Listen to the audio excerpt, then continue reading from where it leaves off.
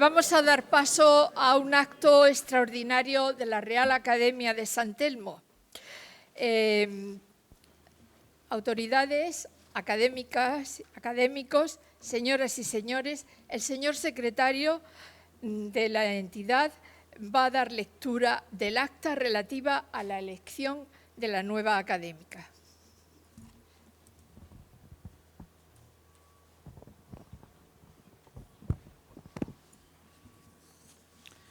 José Infante Martos, como académico secretario de la Real Academia de Bellas Artes de San Telmo, certifico que las actas de la Junta General Extraordinaria celebrada en el Salón de Actos de esta Real Academia el jueves día 25 de marzo de 2021, bajo la presidencia de don José Manuel Cabra de Luna, se procedió a la votación para el nombramiento como académica correspondiente en Madrid de la académica doña Estrella de Diego, candidatura presentada por los académicos numerarios doña Rosario Camacho, doña María Morente y don José María Luna. Se procedió a la preceptiva votación, resultando elegida por unanimidad, lo que como secretario firmo y rubrico hoy, 24 de noviembre de 2022.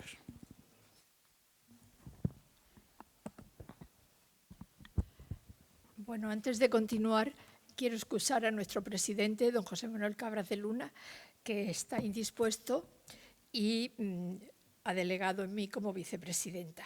Y ahora ruego a los proponentes, doña María Morente, y a dos miembros de la Junta, don Pedro Rodríguez Oliva y don Javier Bonet, que acudan a recibir al nuevo académico. Y los esperamos de pie.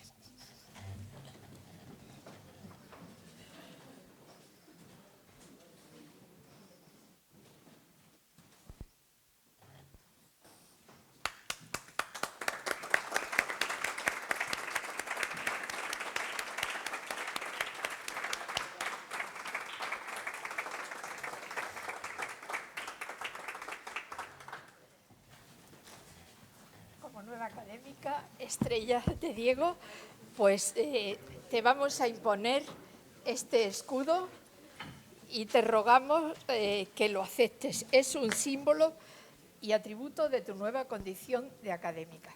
Muchas gracias. Bueno, lo acepto muy honrada. Excelente. Gracias. Y además el diploma que lo acredita. Muchas gracias.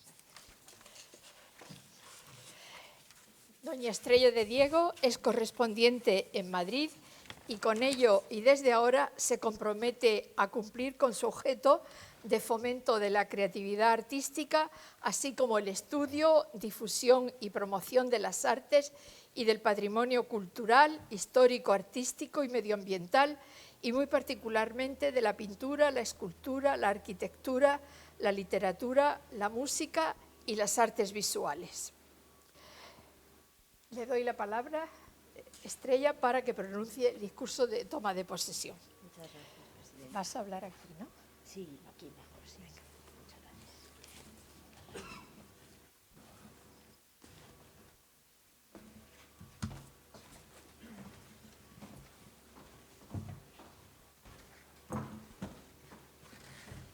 Señora presidenta de la mesa, en ausencia... Perdón. Señora presidenta, profesora Camacho, en ausencia, señor presidente de la Academia, que no nos acompaña hoy porque, igual que yo, es víctima de las inclemencias invernales y los virus invernales, ilustrísimas señoras académicas, ilustrísimos señores académicos, señoras y señores, amigas y amigos. Me siento realmente profundamente conmovida por estar hoy aquí con todos ustedes en esta ciudad de Málaga, una ciudad a la que me siento ligada desde hace muchísimos años, tantos años que se pierden en mi memoria realmente.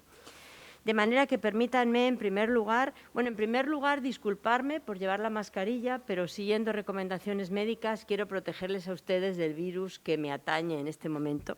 Y en segundo, empezar dando las gracias muy efusivas a las personas que han avalado mi candidatura, también el excelentísimo señor presidente, que hoy no está aquí, pero también las gracias a él, las señoras Camacho y Morente y el señor Luna, así como al resto de miembros de esta corporación, por su generosidad al aceptarme para formar parte de la misma como académica correspondiente en Madrid.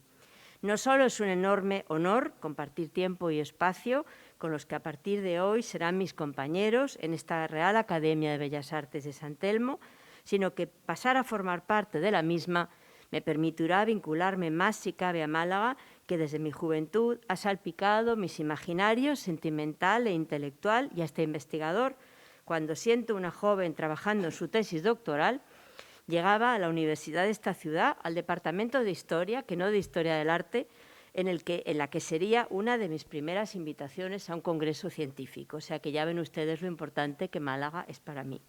Aquel viaje, al cual se sumarían tantos que se mezclan entre los recuerdos, inició en mi biografía esa relación profesional con la ciudad y con muchos grandes amigos que dura décadas hasta el día de hoy, siendo testigo de los cambios que han ido ocurriendo, del auge cultural malagueño, que yo sí apoyo. Creo que es fantástico que haya muchos museos que se apoyen unos a otros en cualquier ciudad, transformaciones en el tejido, como digo, de sus museos, que han visibilizado lo que tantos sabíamos. Málaga, ciudad escritora, ciudad artista, editora de vanguardias. Ciudad faro, donde los intelectuales pudieron reflejarse incluso en algunos momentos complicados en el procesoso siglo XX español. Volver a Málaga es, pues, volver a casa cada vez, a esa luz y ese aire que me despeja los pensamientos. En Málaga han surgido las ideas para algunos de mis libros. Imaginé, por ejemplo, el que trataba de mapas y relaciones coloniales en 2004, paseando por la calle Larios una tarde de invierno suave. No me pregunten por qué allí ocurrió. Quizás porque Málaga tiene para mí también algo de vacaciones largas de la adolescencia, con toda la vida por delante, soñando con lo porvenir, en aquella Marbella de hace mucho tiempo, pausada y casi agreste de otro tiempo, que yo diría que desdichadamente se parece ya poco a la Marbella actual. Málaga es también las aventuras con los amigos pintores de la juventud en Torremolinos, ese mar que me sigue pareciendo moderno, que me sigue pareciendo muy moderno, como el de los pobladores de la revista Litoral, sinónimo de lo porvenir. Un amigo bromeaba, un amigo británico que vive en Málaga, bromeaba al decir que mi amor hacia Málaga tiene su origen en mis vinculaciones con la Gran Bretaña y quizás no está del todo desencaminado, pues Málaga, a su modo, es muy inglesa, y no lo digo solo por el cementerio inglés o la Casa Brennan, recientemente recuperada por este ayuntamiento, que también. Para los que, como yo, tenemos raíces del interior, yo diría que de la estepa casi, porque, en fin, Madrid tiene algo de estepa, este cielo que tiene algo de mar y este mar con mucho denuncio de vanguardia irremediable es realmente un poco de aire fresco. Mar moderno que permite a los cuerpos mostrarse y desvestirse, como esta mítica foto que hizo gala, esta foto en topless, como les gusta siempre hablar a los periódicos, que con frecuencia, como digo, la prensa está al acecho de las noticias, de las celebridades, y evidentemente Gara Luard y Salvador Dalí lo harán entonces. Y de pronto vuelve a mi mente Picasso. Y ahora diré qué osadía que vuelve a mi mente Picasso. Lo voy a decir dentro de un momento teniendo enfrente a Eugenio Carmona. Pero bueno, espero que sea condescendiente esta noche conmigo. Como digo, de pronto vuelve a mi mente Picasso en una de las muy conocidas fotos de la playa, en la playa con Dora Maar, la fotógrafa del Guernica, como todo el mundo sabe, y amiga de Lacan, diría yo, la mujer que en los años 20 vivió con Picasso y a la cual pintó desbordada de lágrimas, como Judy Freeman dice en su temprano libro Picasso and the Weeping Women, de 1994. Maar, a ratos casi una especie de mater dolorosa, diría yo casi, con una especie casi de juego con la escultura barroca andaluza, esa que tanto le gustaba a mi maestro, el profesor Bonet Correa, con algo de bricolaje de Lévi-Strauss, estilos y genealogías que configuran el mapa picasiano de lo diverso. Dora Maar es además una de las grandes recuperadas por la lectura actual, como ha habido y muchos Picassos a lo largo de los años, ya se sabe, cuando las generaciones más jóvenes piden al pintor cuentas por su relación con las mujeres y piden revisarle desde la perspectiva de género, desde hace ya algunos años. Es la protagonista de una relación tormentosa entre ambos, tormentosas para uno y para otra, como explica en su reciente biografía Brigitte Bacquemont. En esa playa, lejos de Málaga, obviamente, claro, Aunque es cierto que Picasso permaneció siempre ligado a la ciudad, ocurren cosas. Y digo que permaneció siempre unido a la ciudad, quizás a las raíces más populares. Y aquí también tendré cuidado, como voy a decir dentro de un momento, incluso por razones que habría que matizar respecto al estudio, por otro lado, minucioso, que lleva a cabo Natasha Stoller, que también habla de las culturas populares, a propósito de la cultura local popular también. En una revisión brillante que propone otra de mis colegas del Departamento de Historia del Arte, la profesora Méndez Baiges, docente de esta universidad, en su ensayo sobre las señoritas de Aviñón, uno de los cuadros que ha despertado y siguen despertando muchas preguntas insaciables, sobre todo para mí, desde la primera vez que me tropecé con él en clase, a partir de una lectura que hoy llamaríamos crítica, de la mano, o habría tal vez que decir del ojo, de nuestro querido maestro y amigo muy ligado a esta universidad, Juan Antonio Ramírez. Ya ven ustedes que los lazos que me unen a la ciudad son muchos e importantes. También a él quiero dedicarle mi recuerdo esta tarde y agradecerle que me enseñara, que nos enseñara a muchos de nosotros a mirar con libertad.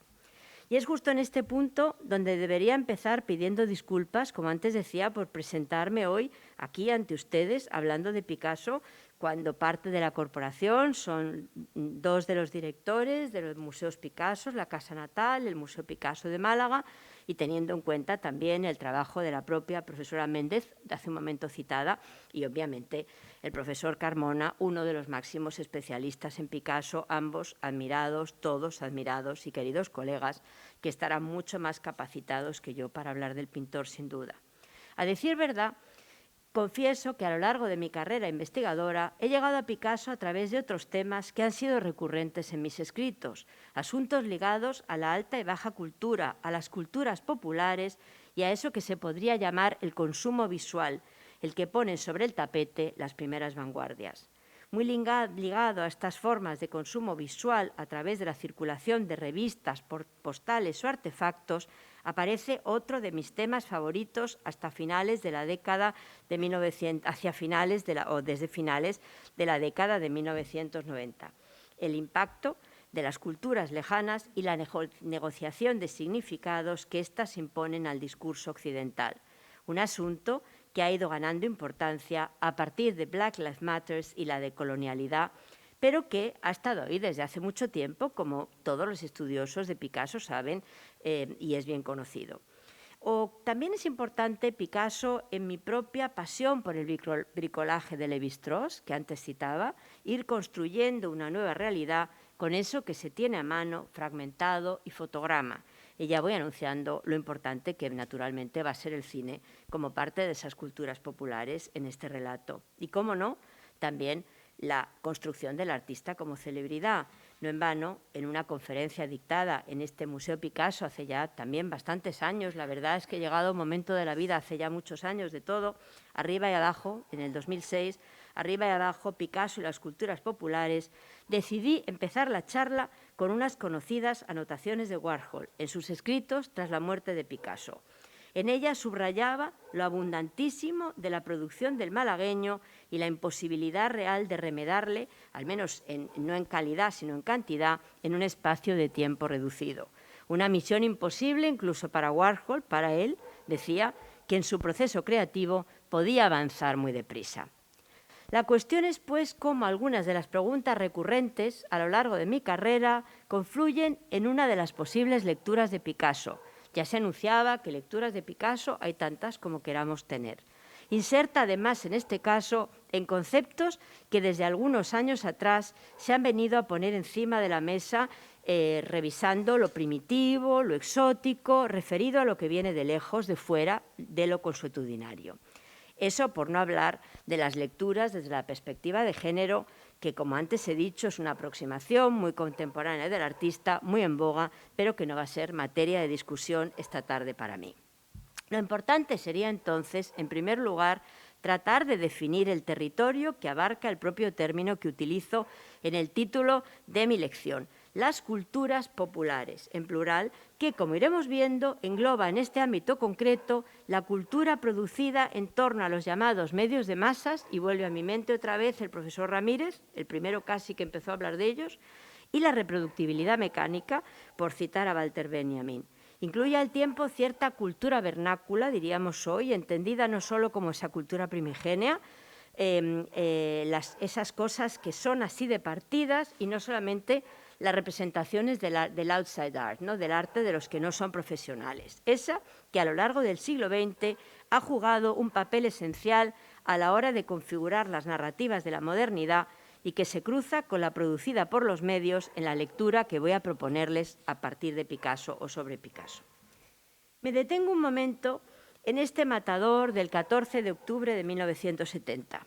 Como siempre se llama la atención, a Picasso le gustan las fechas concretas, es casi como un diario de los surrealistas, no quiere tener control del tiempo, dejar la historia ordenada para los que vengan detrás, dejar siempre la historia ordenada. La obra está inscrita en una pasión por los toros, espectáculo popular, de la cultura popular, que mis alumnos a veces también me reprochan, que el pintor atesora a lo largo de su carrera, empezando, como digo, por este muy conocido, Picador Amarillo, conocido y muy conocido, óleo pintado con pocos años, que bajo la dirección del padre se recuerda siempre que formó parte, pues que sigue, de hecho, en manos de la familia Picasso. Vuelvo, como digo, a este matador del 70 que recuerda a Richardson, es muy especial, era muy especial, ya que representaba el final de una historia. Richardson recuerda que fue el último cuadro de tauromaquias para Picasso y no solo, el rostro del modelo desvela los rasgos de un afrodescendiente, supuestamente y según Richardson, el torero mozambiqueño que en palabras del citado crítico Picasso vio en una corrida de Fréjus a la cual asistió en octubre de ese año. Según el propio Richardson, que a su vez cita a Jacques Leroux, la mujer de Picasso, el pintor pasó días trabajando en el cuadro obsesivamente, una despedida consciente de los toros, dice Richardson, y lo colocó, sigue diciendo, en un lugar de honor de la casa, al lado del bodegón con naranjas de Matisse.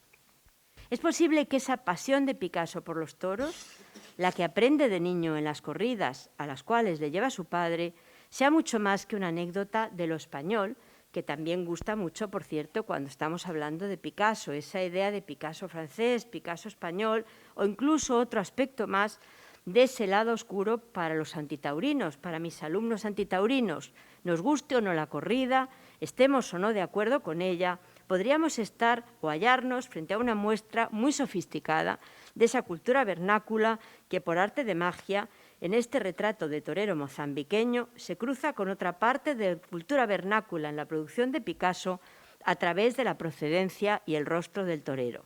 Pero quizás aún es pronto para desvelar esa parte del retrato o del relato.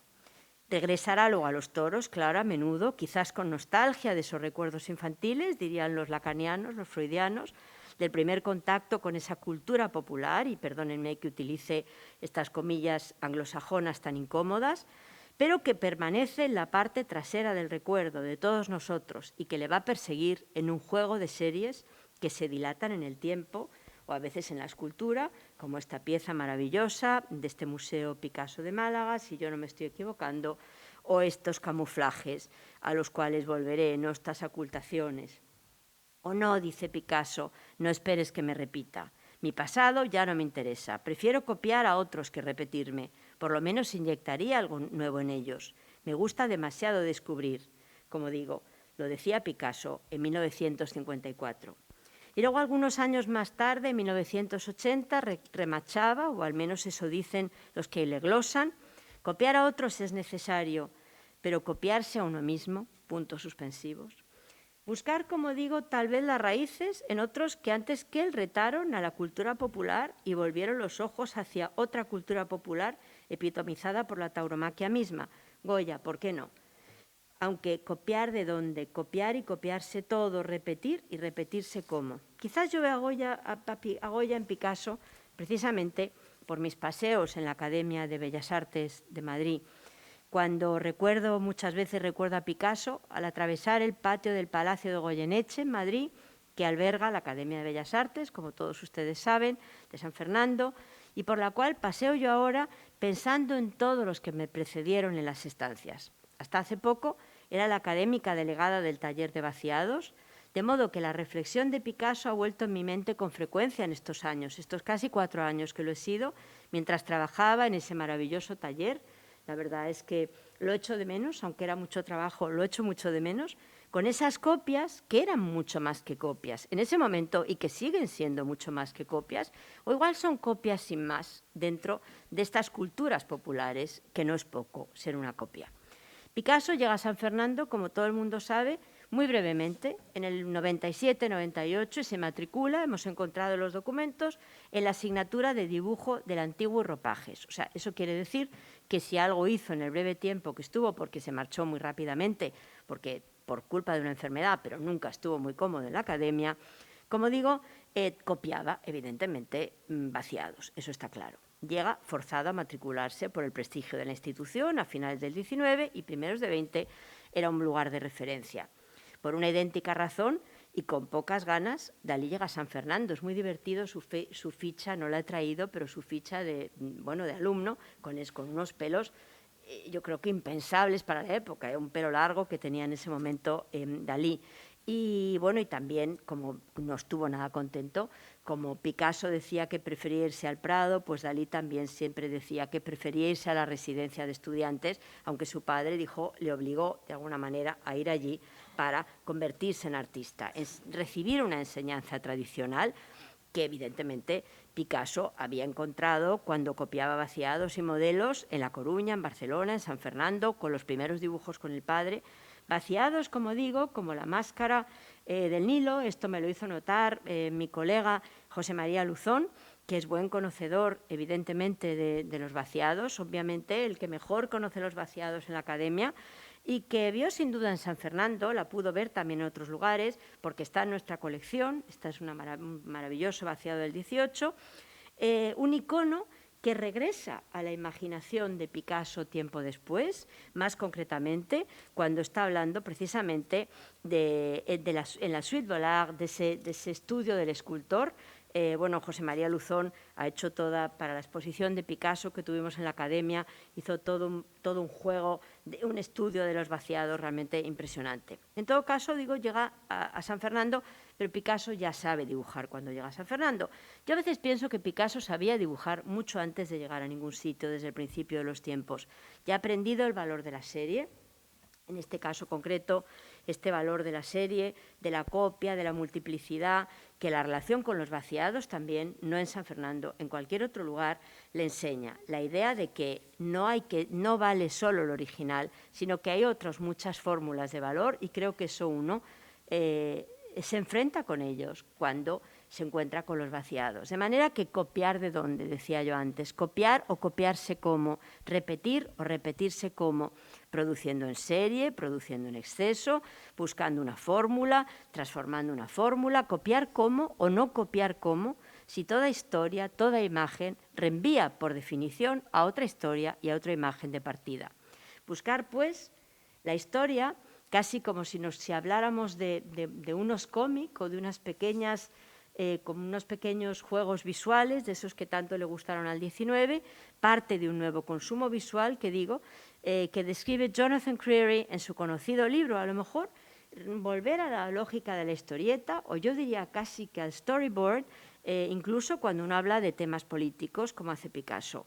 Los toros, como antes decía, con frecuencia vuelve y regresa a ellos como una parte de cierta fascinación, en este caso, bueno, naturalmente, con Dominguín y Cocteau, una foto también muy conocida de finales de 1959. Entonces Picasso ya es un hombre rico, es un hombre famoso, aclamado y buscado por la prensa, el que siempre ha deseado ser eso, aclamado y famoso y deseado por la prensa. Se lo confiesa a Brassai cuando dice que no cree en el arte por el arte. El artista necesita éxito aunque sea rico. Picasso necesitaba ser una estrella.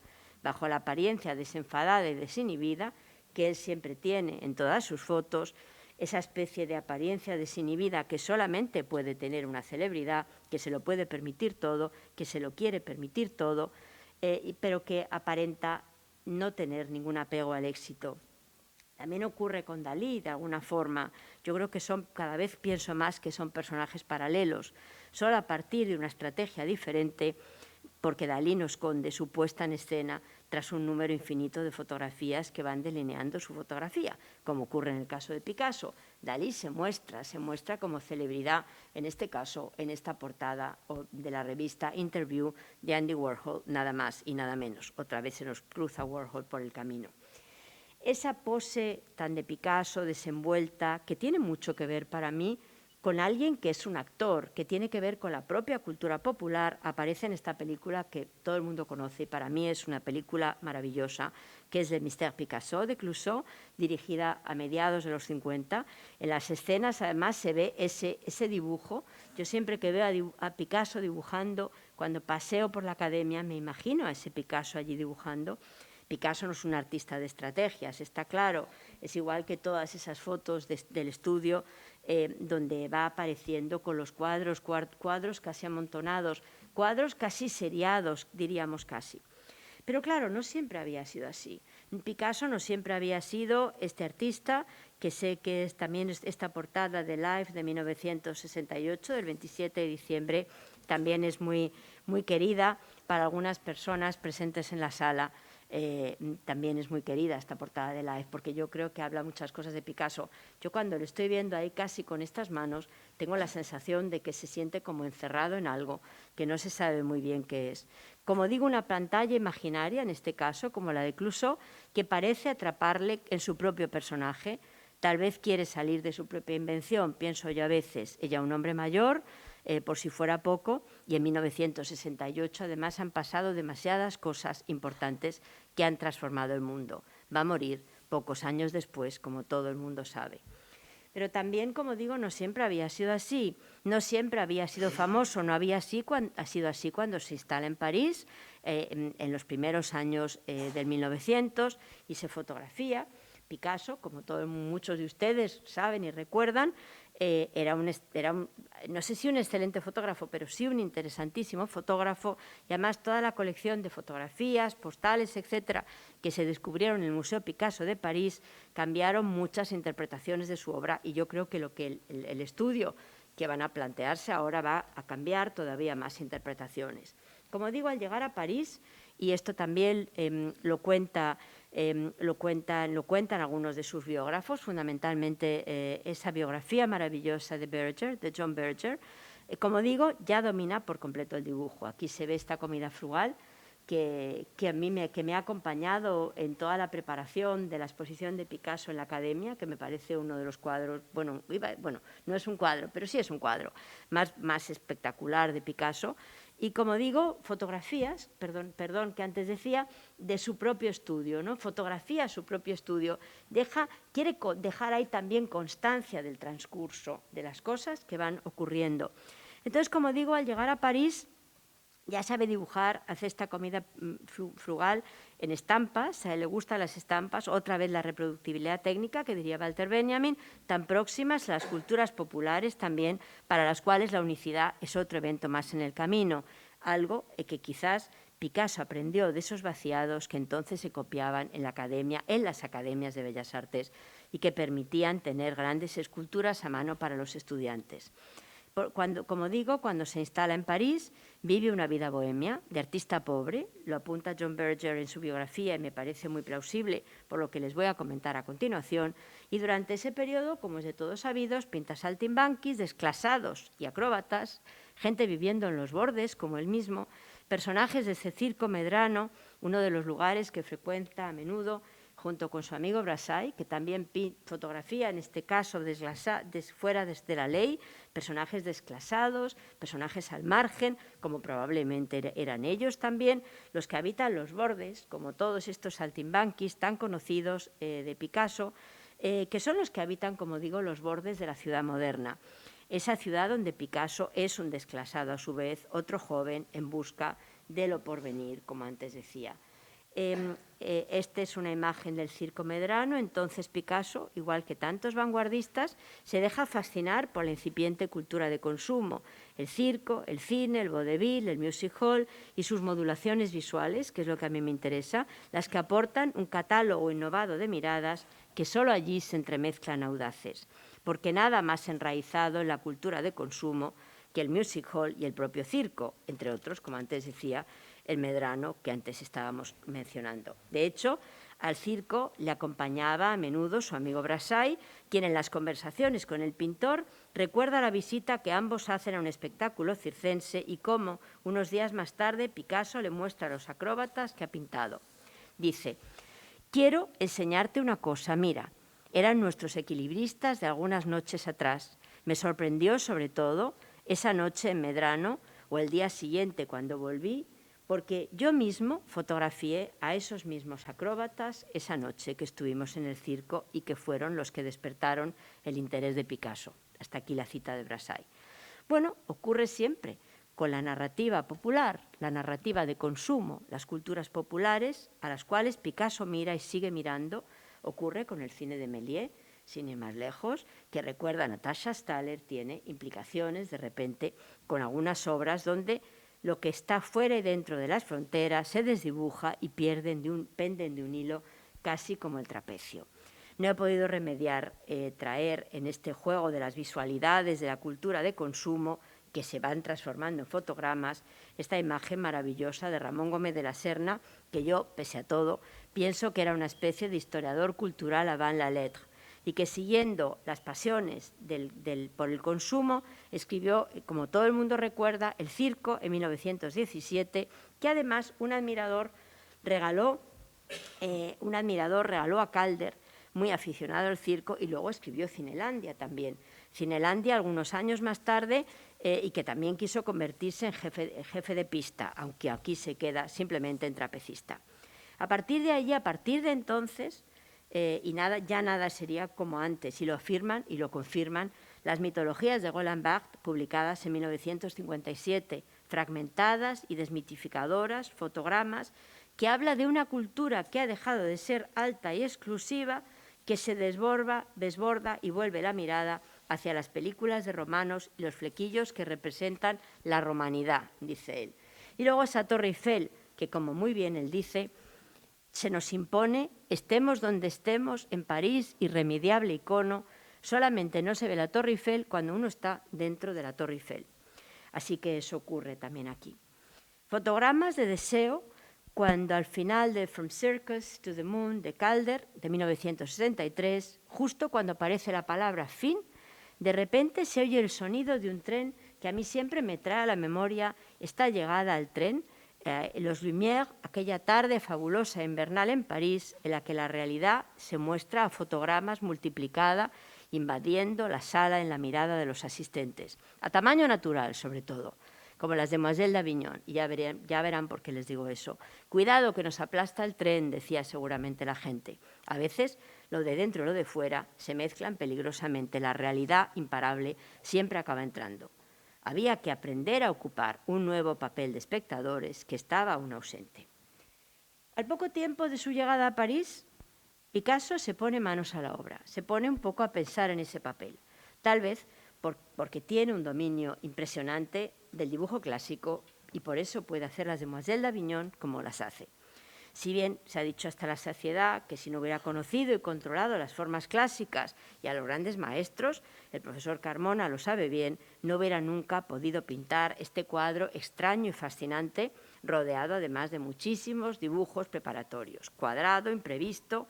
En el Picasso aspira a romper el marco tradicional, está claro. Lo consensuado, la ventana albertiana, se repite el principio del cubismo, pero eso es poco. La historia del arte siempre se queda corta. Se trata de mucho más, me parece. Es una obra desbordada y radical, dicen algunos, que habla de un burdel. Bueno, yo creo que se trata más bien de un teatro de variedades, de un espectáculo, pintado al tamaño natural, decía yo antes. Podemos tocar a esas mujeres con la mano, basta que alarguemos un momento la mano y tocamos a esas mujeres. A un lado de la cortina, y tras muchos dibujos preparatorios, los hombres se han ido. Se han quedado solas las mujeres y nos imponen, como en un espectáculo de variedades, el papel de un mirante demasiado próximo. De ahí la incomodidad que nos producen desde la sala del MoMA. Asaltan nuestro espacio como el tren de los Lumières aquella tarde parisina, y es de nuevo el papel del espectador vacante que tenemos que ocupar. De pronto lo vi claro en una exposición de arte contemporáneo de Enrique Martí en el Mussac de León, llegué a esta especie de puesta en escena, que era un teatrito miniaturizado, ahí no se ve, pero había unos zapatitos que había dejado allí. Y entonces, al entrar en una de las estancias del recorrido, donde esperaba al visitante una especie de teatro de variedades miniaturizado, de repente tuve la sensación absoluta de que eso eran las señoritas de Aviñón, ¿no? Que era realmente un teatro de variedades, y me puse a pensar en Lola Lola, la maravillosa Lola Lola, que todo el mundo recuerda, naturalmente, El Ángel Azul, de años más tarde, 1930. Ahí está la cantante más sexy de la historia del cine, que canta cada vez andrógina, un poco como las mujeres de Las Señoritas, ingenua y desganada, y vuelve loco a un profesor de literatura rígido y despótico que pierde la cabeza por la mujer. En el escenario de variedades, el vodevil, que tanto gustó a la vanguardia, el cabaret, el music hall, es muy diferente del teatro. El público está en otro ámbito, pero obscenamente cerca, próximo. Todo está a la mano, decía antes, espectador y actores. Casi pueden tocarse. Se entremezclan a veces, como las señoritas de Aviñón y sus espectadores. Y su espectador, ¿quién mira a quién? ¿Quién es quién en ese juego de miradas? Lo que ocurre sobre el escenario, lugar privilegiado desde el cual se mira desde lejos, manteniendo las distancias, es la representación más asombrosa de la mascarada. Y hay más, el que mira hacia el lugar del escenario espera lo que pase, que la mujer que se mueva allá arriba, que esté en otra dimensión, que le increpe, que le provoque. En realidad, él va a estar siempre a salvo. Y aquí una muestra innegable de la cultura popular, una de ellas, porque la obra resume además las aspiraciones vanguardistas del exotismo, las máscaras negras, término que hoy no podríamos obviamente utilizar, y que la década de los 10, 20 y 30 del 20, en plena efervescencia colonial, dibuja un mundo que se aparta del pensamiento ordenado de Occidente. Obviamente, cierta libertad, cierto retorno a los orígenes. Este es el Museo del Hombre, el Trocadero de París, en puestas en escena de los 20-30, aquí ya un poquito más ordenado, pero bueno, se ve que es un museo muy distinto de los nuestros. Cierta libertad, cierto retorno a los orígenes, decía yo, que Picasso encuentra en esa visita del Museo del Hombre, aunque yo creo que las cosas habían ocurrido mucho antes. Yo creo que eso que en un momento determinado nos cuentan siempre, precisamente en Malgó, en esas conocidísimas anotaciones que dice: cuando vi las máscaras negras, por lo que valga el término, ese día las señoritas nacieron. Yo creo que las señoritas llevaban fraguándose mucho más tiempo, a partir de un nexo muy curioso de muchas culturas vernáculas que ocurrían a la vez. Picasso no era entonces, obviamente, el que andaba buscando objetos tribales, y pido disculpas por mi manía anglosajona de entrecomillar ese término, que también hoy está muy denostado por las implicaciones colonialistas, igual que arte primitivo, máscaras negras, etcétera, etcétera. Se trata de conceptos excluyentes que, como digo, no tienen cabida en el pensamiento de 2022, porque decir máscaras negras o hasta africanas, en realidad, en la era de las restituciones, estemos o no de acuerdo con ellas, es decir poco, nada muy específico, modo generalista en que Occidente siempre ha nombrado al otro.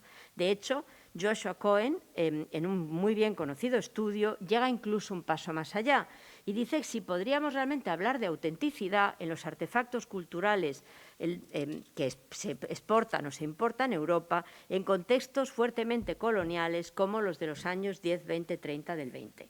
Las colecciones africanas de las vanguardias podrían ser objetos para viajeros occidentales, para coleccionistas sin más, en tanto bajo grandes presiones coloniales, sugiere el autor. De igual manera, cuando estamos hablando de civilizaciones primitivas, en el tiempo y no solo en el espacio, también estamos hablando desde un punto de vista de un término ambivalente, porque quiere decir que si ellos son primitivos, nosotros no. Y también, de alguna manera, estamos considerando que hablamos desde un punto de vista de una civilización más evolucionada. En todo caso, antes que Picasso, otros habían ido en busca de algo que se pareciera a los orígenes, por decirlo de alguna manera, a esos que fuimos antes de ser nosotros. En pocas palabras, lo nuevo, y vuelvo aquí a las señoritas de Aviñón, lo nuevo siempre había estado, las culturas vernáculas siempre había estado ahí acechando a lo nuevo. Esta es Hannah Hegg, una obra de esos años 1906-07, cuando un grupo de jóvenes en Dresde intercambiaban libros, visitaban colecciones, museos, esos museos donde los objetos de otras culturas se exponían bajo la curiosa denominación exótico, otra palabra hoy muy en desuso y muy puesta en evidencia. Ese término que tiene también algo de vernáculo, porque cuando estamos hablando de las culturas de los otros, son esas culturas populares, de alguna manera, muchas veces también de los otros, dado que en muchos casos no tienen la acepción de alta cultura que tendría para las vanguardias incluso. Como digo, es curioso porque es un término muy sometido a discusión hoy en día, dado que todos nosotros, en uno u otro momento, podemos realmente ser exóticos. Eso lo cuenta muy bien Gulliver, porque todos somos exóticos cambiando del lugar donde estamos, evidentemente. Pero lo que me interesa de estas historias, sobre todo de estos collages de Hannah Hegg, es un poco que incluso en los años 50, cuando se estaba hablando del exotismo, por lo que valga el término, se mezclaban lugares como Japón y Egipto y se estaba uniendo Oceanía con África, América. O sea, en realidad no había mucha distinción en los exotismos, que evidentemente cada exotismo tiene sus puestas en escena muy diferentes.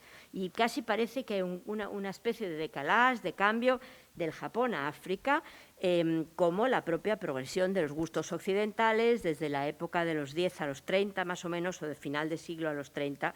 Pero bueno, en el caso de Kirchner y el resto del grupo de Die Brücke, el resto del grupo de los alemanes, que estaban haciendo al mismo tiempo que Picasso cosas diferentes pero parecidas, aquí está otra vez Hannah Hegg, en este collage del Museo Etnográfico años 20, fascinante en sí mismo, porque es la propia técnica del collage, es ir cogiendo cosas de aquí y de allá, casi como bricolage de Lévi-Strauss, y hacer con lo que se tiene a mano algo completamente diferente. Primitivo, moderno, exótico, recuerda Rode, se construye la noción de lo exótico a partir de muchas de estas cuestiones. No hace falta más que recordar a Gauguin. Todo el mundo recuerda que Gauguin se va a buscar eso que no se sabe qué es, pero que él piensa que es lo originario, y lo busca en Tahití, cuya búsqueda continúa a la siguiente generación, y Tahití era ya un lugar muy colonial, no era ni muchísimo menos primitivo, aunque incluso el propio término primitivo tiene muchas connotaciones negativas para Occidente, sexualidad, horror, suciedad, y al mismo tiempo muchas cuestiones positivas, evidentemente. Puro, feliz, elemental, directo, no contaminado, y además las ideas las toma Gauguin de la Exposición Universal de París, como muchos de ustedes recordarán, 1889, en el cual en los campos de Marte se reconstruían las culturas, pues un poco eso, las culturas para que la vieran los parisinos y se entretuvieran los parisinos, ¿no? Visitantes fascinados con las gentes primitivas, y ahí precisamente Gauguin dice que se quiere ir para tener unas casas semejantes a las que vio en la Exposición Universal, cosa que me parece curioso porque, bueno, si uno quiere irse a lo exótico, no creo que deba uno tener de modelo la Exposición Universal. Pero Kirchner, que es otro caso muy curioso, también se reconstruye de alguna forma con toda esta puesta en escena. Todos estos objetos exóticos que parece que han venido de tierras extrañas, en realidad él los construía partiendo de revistas, que era también muy importante para los alemanes como para Picasso, y hacía este tipo de esculturas que, como digo, su estudio estaba construido a base de cosas que copiaba de libros y que se construía una especie de exotismo como collage a su imagen y semejanza. Vuelvo un momento a estas Demoiselles d'Avignon, del MoMA, que en los últimos tiempos, bueno, siempre se dice estas máscaras africanas por lo que valga, y por esas connotaciones del continente africano, las pusieron hace poco precisamente con Faith Ringgold en MoMA, que es una pintora afroamericana, pero también se ha hablado muchas veces de lo que tiene que ver con lo íbero. Me cuenta Gertrude Stein en su conocido texto sobre Picasso. Ella misma tiene algo de repente de dama de Baza en esa cara, como siempre se dice. Picasso y su generación han estado siempre muy próximos a todos esos objetos. No voy a contar yo ahora la historia maravillosa de Apollinaire. Cuando roban la Gioconda se dan cuenta todo lo que falta en el Louvre, y alguien recuerda que el secretario belga de Apollinaire, cada vez que iba al Louvre, le decía: señorita Marie, a la vizcondesa de Noailles, voy al Louvre, ¿se le ofrece a usted algo? Y es que se iba llevando cosas del Louvre. Nadie se había dado nunca cuenta de todo lo que faltaba, y es curioso en mi juego de las culturas populares hasta que faltó la Gioconda. Y ahí se pusieron a contar y las cuentas no salieron.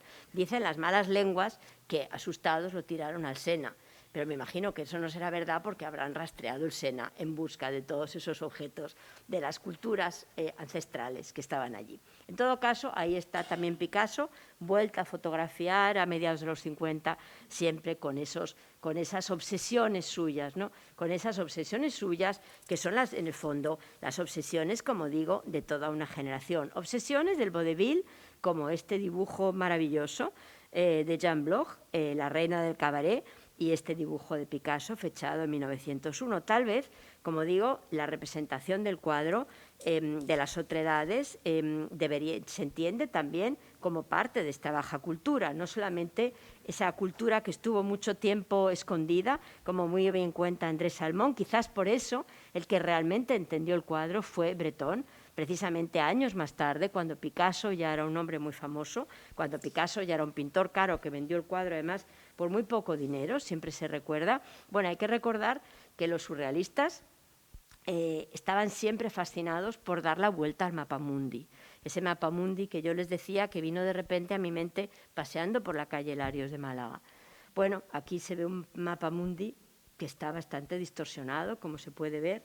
Luego, más tarde, en la exposición colonial, la famosa exposición colonial posterior, ya más tardía, en los años 30, 31, pues también el mapamundi volvía a estar bastante distorsionado, porque todos los monumentos se habían miniaturizado para la ocasión y se anunciaba como la vuelta al mundo en un día.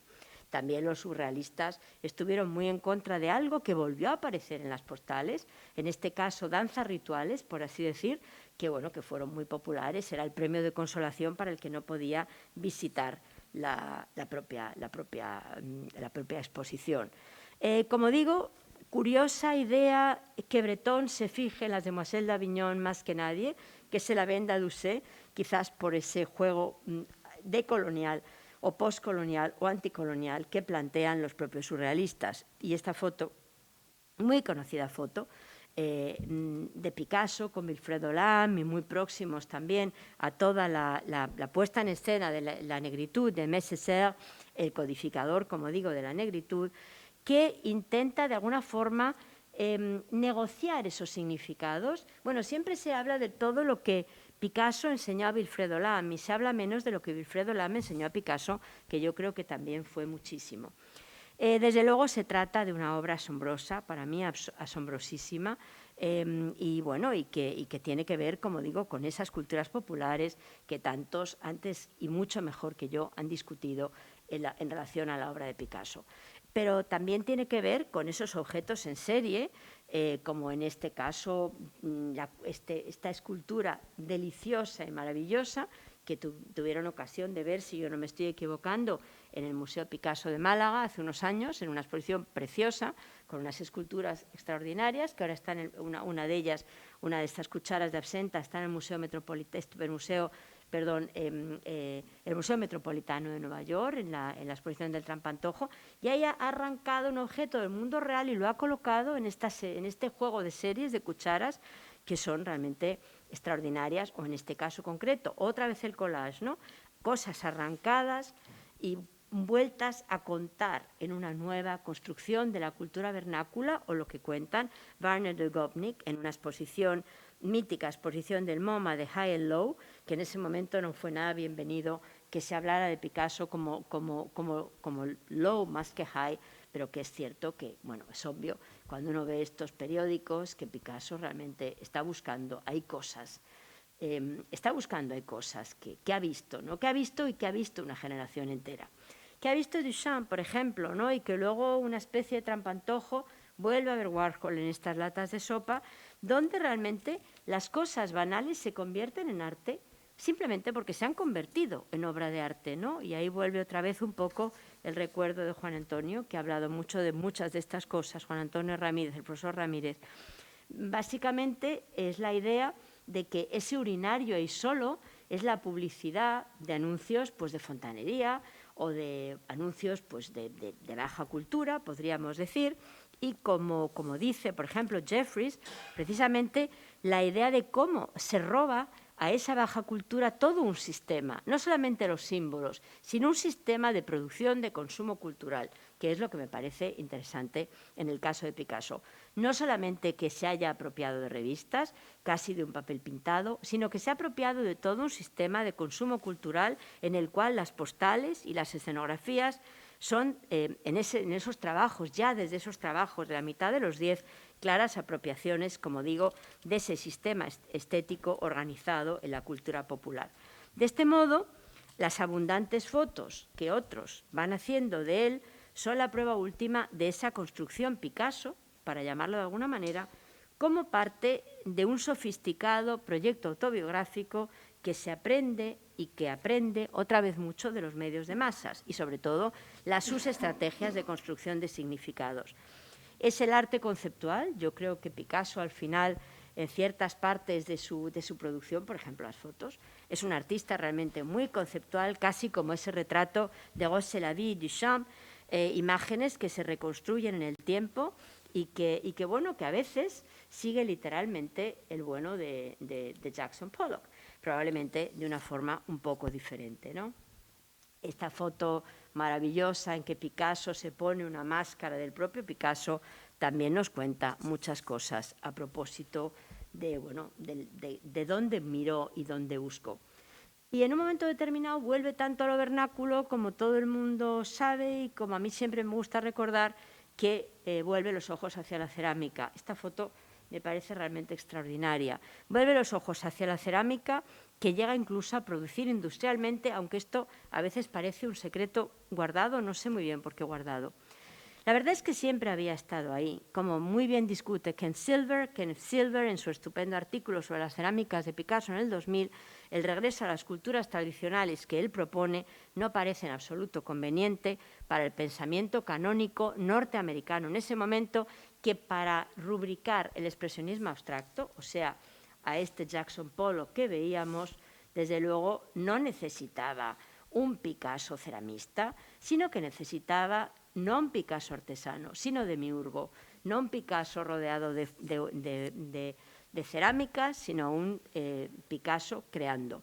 Además, los continuos préstamos de las culturas populares venidos de otros lugares, aquello que siendo arte no lo es, etcétera, etcétera, ponían en serio peligro, como digo, las ramificaciones del proyecto moderno en el Nueva York de entonces para un seguidor de los viejos maestros, ¿no? Como podía ser Pollock y su generación. Pese a todo, y ya voy acabando, que me voy quedando sin tiempo y estoy mirando para medirlo, Picasso, inserto en las culturas populares y seriadas, interpela al Picasso gran maestro, el de siempre, y nos devuelve una imagen del artista que no cancela el citado gran maestro, sino al contrario, que nos devuelve, diría yo, cierto malabarismo que ha estado siempre ahí camuflado. Mezcla de procedencias y de estilos de todas esas culturas populares, de los medios, vernáculas, etcétera, historias de vida e historias del arte en las cuales Picasso es siempre un maestro indiscutible porque siempre anda camuflándose. Muchas gracias.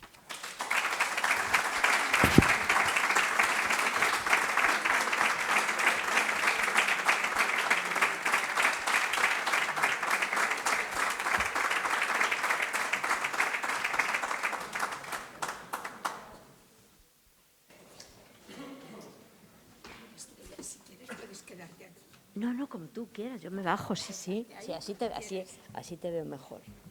Luego lo cojo.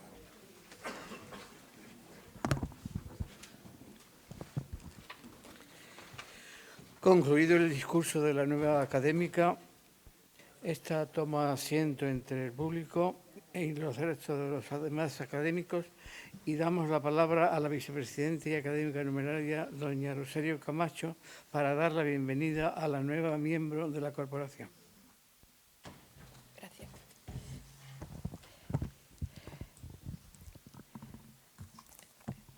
Buenas noches, ilustrísimos académicos de la Real Academia de Bellas Artes de San Telmo, autoridades, señoras y señores, amigos todos.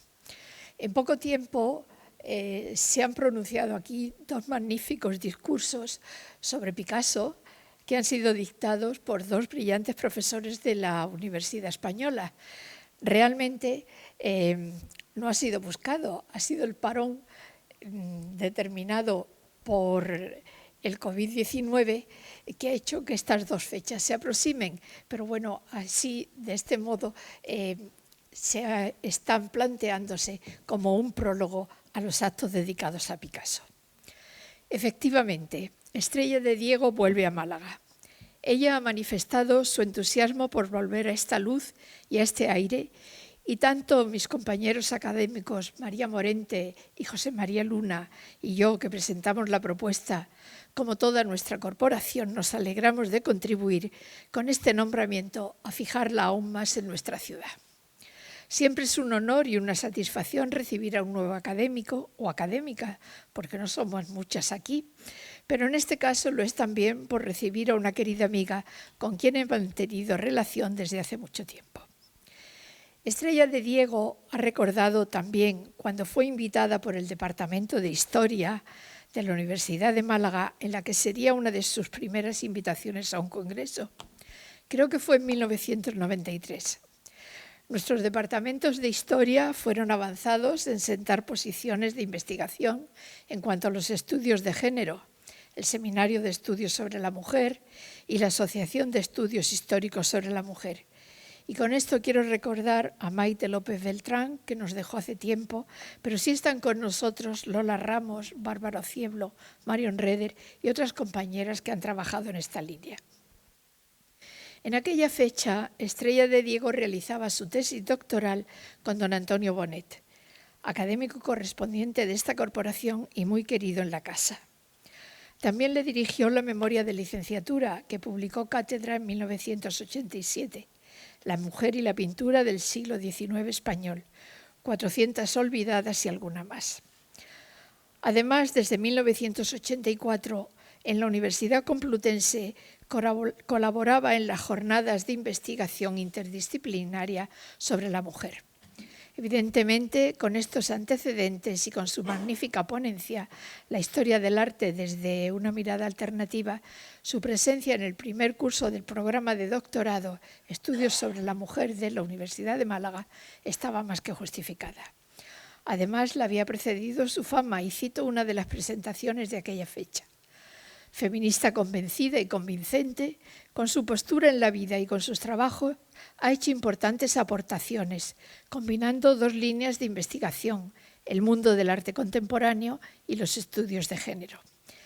Y estas han sido sus principales líneas de investigación, pero no las únicas. Estrella de Diego es ensayista y, aunque se la ha calificado como crítica de arte, ella aclara que no lo es porque no hace crítica, sino que escribe sobre problemas del arte.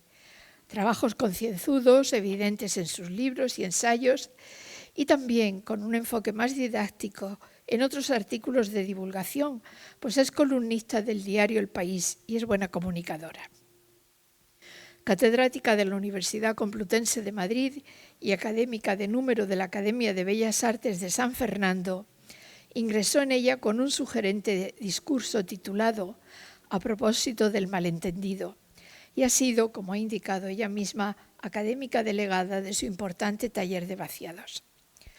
Ha ocupado la cátedra Rey Juan Carlos I de España de Cultura y Civilización Hispánica de la Universidad de Nueva York, la 13ª Cátedra Internacional de Arte Luis Ángel Arango en Colombia, también fue becaria Fulbright y miembro del comité asesor del Colegio para Estudios Avanzados de la Universidad de Helsinki, con la que colabora desde 1994.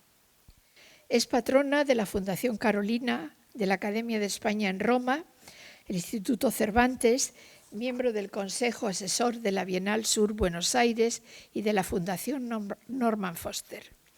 Asimismo, ha formado parte del patronato del Reina Sofía y recientemente ha sido nombrada vocal del patronato del Museo del Prado y forma parte de su comisión permanente. Es también asesora editorial en las editoriales Cátedra y Siruela. Ha sido profesora invitada o visitante en numerosas instituciones y museos: Londres, Universidad 3 de Febrero de Buenos Aires, Universidad de Oxford, de Bogotá, de Estrasburgo, la Sorbona en París, también en la Fundación Bienal de Sao Paulo, la Fundación Oitícica y otras, así como en el MoMA, el Guggenheim de Nueva York, el Museo del Prado, el Centro de Arte Reina Sofía y la Fundación Mafre. Ha dictado muchas conferencias y entre las últimas relevantes cito hace pocos días la que dictó en el Museo del Prado, la conferencia de inauguración del Año Picasso. Y ha formado parte del jurado de diferentes premios y en 2022 lo fue del Premio Nacional de Investigación y del Premio Princesa de Asturias. Estrella de Diego es una caja de sorpresas, es pianista. Incluso se planteó cuando decidía su rumbo profesional dedicarse a la música. Ha tenido cargos oficiales del Ministerio de Cultura. En 1990-91 fue subdirectora general de Bellas Artes y directora de los museos estatales y es políglota. Don Antonio Bonet, que la quería mucho y también la admiraba, señalaba siempre esta cualidad suya, ya que habla inglés, francés, italiano, portugués, catalán, sueco y finés. Ha representado a España en la 22ª Bienal de Sao Paulo, en la 49ª Bienal de Venecia y en 2002 en la Bienal de Lima. Y en relación con estas representaciones, señalo su trabajo como comisaria de exposiciones, de la que he seleccionado solo alguna. En 1995, Construere, exposición de la Presidencia Española del Consejo de la Unión Europea. En 1999-2000, el simbolismo ruso, de la Fundación La Caixa de Madrid y Barcelona y que se expuso también en el Museo de Bellas Artes de Burdeos. En 2007, Warhol sobre Warhol, en la Casa Encendida de Madrid, y de cuya investigación derivaría su libro Tristísimo Warhol. Y la última y primera del ciclo Picasso en la Academia de San Fernando, ya que comisarió Picasso, Rostros y Figuras, combinando obra de la Academia y la Fundación Beyeler de Basilea. Bueno, no es la última. La preciosa exposición de Amalia Avia está actualmente abierta en Madrid, en Alcalá 31. Ha sido galardonada con el 11º Premio Periodístico sobre la Lectura de la Fundación Sánchez Ruy Pérez y ha recibido la Medalla de Oro al Mérito en las Bellas Artes por su labor como escritora e investigadora. También le fue otorgada la Ida Cornelia Bing a profesores distinguidos en Nueva York y posee la encomienda de número de la Orden del Mérito Civil concedida por el rey don Juan Carlos I a propuesta del Ministerio de Asuntos Exteriores. Ha publicado muchos libros, incluso cultiva la ficción, pero solo voy a citar el último, El Prado Inadvertido. Y así puedo recordarles que mañana pronunciará una conferencia en la Casa Brennan de Churriana, el museo como casa, y en la que nos introducirá en ese prado inadvertido. Por otro lado, sí me gustaría incidir, porque ella misma lo ha dicho, que su libro Contra el mapa, Disturbios en la geografía colonial de Occidente, que obtuvo un gran éxito, se había gestado aquí y el punto de arranque, la idea, surgió en un invierno templado paseando por la calle de Larios. Además, nos ofreció un avance en su magnífica ponencia en el 16º Congreso Nacional de Historia del Arte en Las Palmas de Gran Canaria, dibujando mapas, recorriendo mapas, tachando mapas. Estrella no falta a los congresos del CEA, en los que tampoco intentamos no faltar muchos. El tema del mapa es recurrente en sus trabajos e incluso en este discurso se ha referido al mapa picasiano de lo diverso, cuando nos presenta a Picasso en esa playa que hemos visto con Dora Maar, mujer de carácter, comprometida políticamente, intelectual, reputada artista plástica y fotógrafa, que entró en la vida de Picasso a principios de 1936 y fue su colaboradora en el magnífico reportaje fotográfico del proceso del Guernica.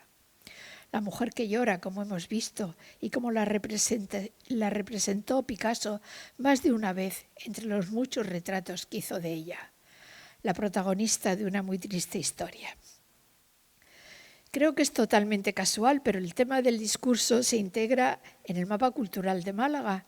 El Museo Picasso, con la Fundación Cultural de la Universidad de Málaga, la semana pasada ha celebrado un seminario internacional sobre Picasso y las artes aplicadas, ¿no? Muchas son las cuestiones que nos sugiere el discurso de Estrella de Diego, Picasso y las culturas populares, además de transmitirnos, y ha quedado aquí claro, la fascinación que le provoca al maestro. Estrella nos dice que ha llegado a Picasso a través de otros temas, y aquí nos ofrece una lectura de Picasso inserta en los conceptos referidos a las culturas primitivas, a lo exótico, el impacto de las culturas lejanas y los significados que éstas imponen a la dialéctica occidental, o asuntos ligados a la alta o baja cultura, teniendo también en cuenta la importancia de lo vernáculo o de lo local popular. Y así Picasso nos introduce en ese mundo del circo, los saltimbanquis, los desclasados, la corrida, el tablao, el cabaret más tarde.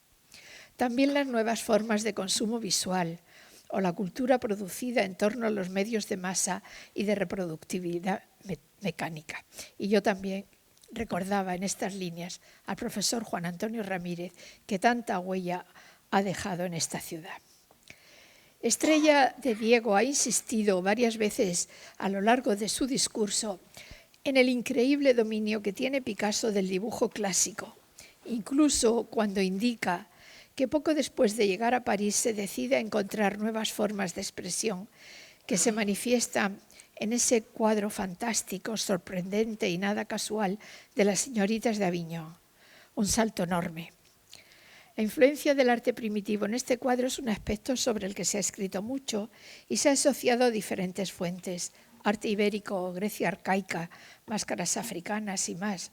Un retorno a los orígenes, un espectáculo de vodevil, pero también ella lo ha señalado esto y también señala que en 1907, en plena efervescencia colonial, podía ser un desafío al colonialismo europeo.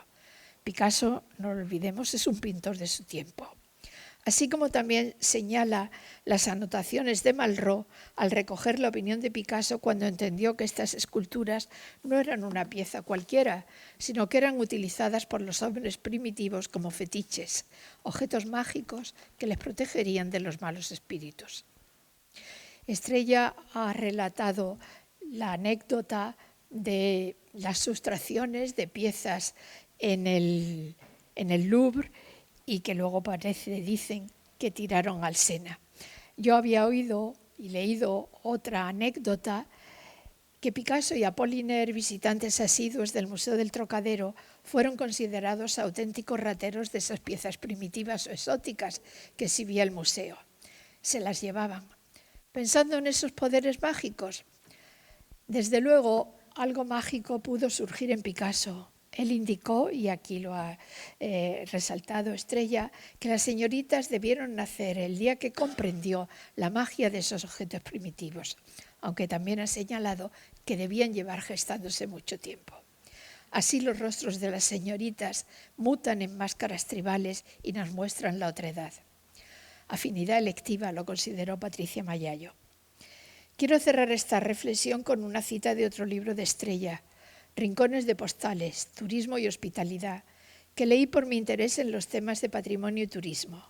Aquí Picasso está presente desde la introducción, aludiendo a lo que ya en el siglo XIX se buscaba en España, no solo grandes monumentos, también grandes artistas como el Picasso español, rastreando un tipo distinto de belleza.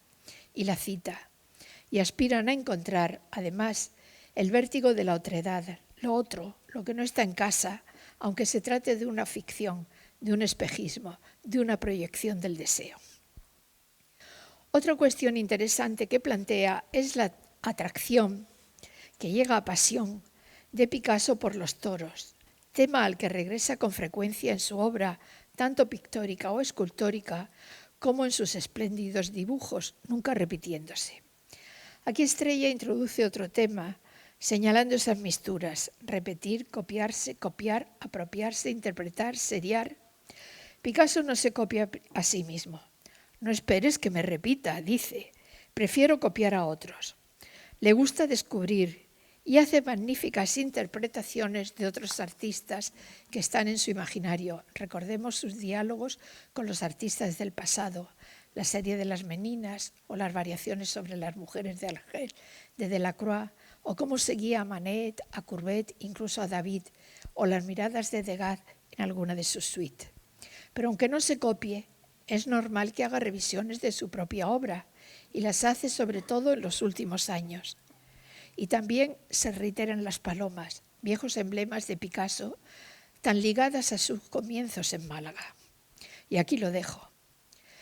Como hemos visto, el trabajo inteligente y meritorio de Estrella de Diego garantiza que puede aportar mucho a la Academia de Bellas Artes de San Telmo. Es evidente que nos enriqueceremos y tengo que señalar nuestra satisfacción por poder contar con ella y haber contribuido a este nuevo vínculo suyo con Málaga. Querida Estrella, sé bienvenida en nuestra academia.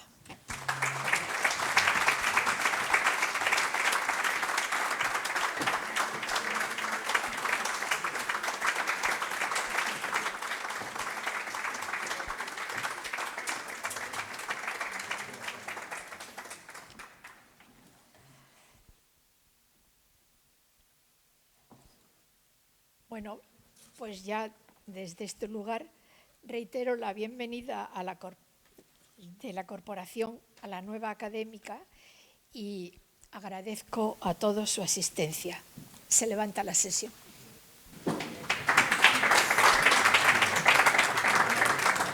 Vale.